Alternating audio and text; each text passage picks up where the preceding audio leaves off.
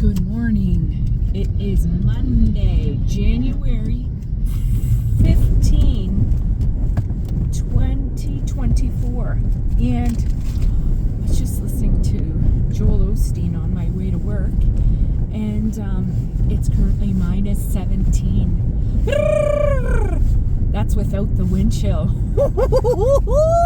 It's so cold outside. It's the kind of cold that when you inhale, your nostrils stick together. I like that kind of cold. Anyways, it just sparked something in me. I was listening to Joel Osteen, and it's his sermon is on You Are Good Enough. But something was that inspired me was the miracle of being a teacher. If you only knew. Honestly, it is such a miracle that God made me a teacher. But the miracle was in this. The miracle was in my obedience. You know, I was a personal support worker, PSW, caring for senior citizens for the last 13 years.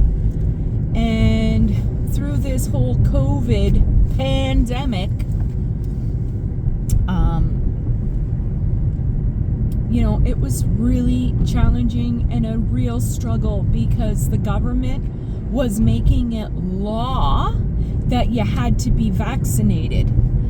And, you know, Chris had an uncle who got the COVID vaccine, and within, I think it was 72 hours, he got all these blood clots on his lungs, and he was a healthy man.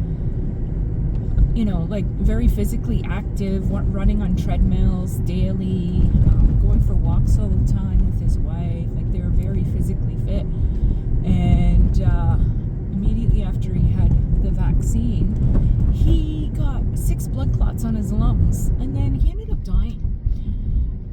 And they were making it law that you had to be vaccinated. And I really strongly felt convicted by the Holy Spirit to not take the vaccine. And like, it was clear. And then my work as a personal support worker, caring for the elderly, they were saying, you know, oh, they're the most vulnerable. You have to get vaccinated. Well, I remember in my spirit, I remember signing the form. I was at Shoppers Drug Mart. I remember I felt sick. In my spirit, I felt so wrong. And I was in line and ready to get the vaccine. I filled out all my paperwork and I had my health card, and I felt like I was making a deal with the devil. 5 people in front of me, and we're all waiting to get our vaccine.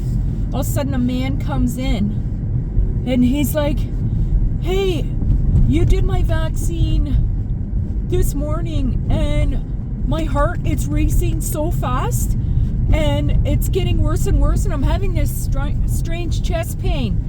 And the pharmacist is like, okay, you need to get to the ER immediately. Get to the closest emergency. It's up, you know, this was at Shoppers Drug Mart. It was just up the street, the hospital. And I remember I took my form, and I ripped it up, and I left there, and I was like, oh my gosh, God, forgive me that I even was about to comply and go against what you told me, even though the government said that we have to do it. And as it turned out, I got fired from my job. I was no longer allowed to provide services and to care for my clients after 13 years. So, you know, that was horrible, getting fired. But I needed to be obedient to the Lord. And in my obedience, that's where my miracle came. God bless me beyond something I could ever imagine. Now I have the privilege of leading and guiding and pointing these children that are 4 and 5 years old. I even have a 6-year-old in my classroom. Pointing them to Jesus. Teaching them the most important thing. Sure, I got to teach them how to read and to write and to do math and number recognition and just character traits and this and that. But the most important thing is relationship with Jesus Christ. So every morning I get to do that with my students. They cut me off after I say, good morning, class. They're all sitting on the carpet. I say, good morning, class. Good morning, Mrs. Bennett. And I say, okay, let's. That's all I can get out before they're all shouting out, start our day with the most important part of our day, talking to God. What an honor, what a privilege. I get to do this every single day, and I'm getting paid for it. What? That is a miracle.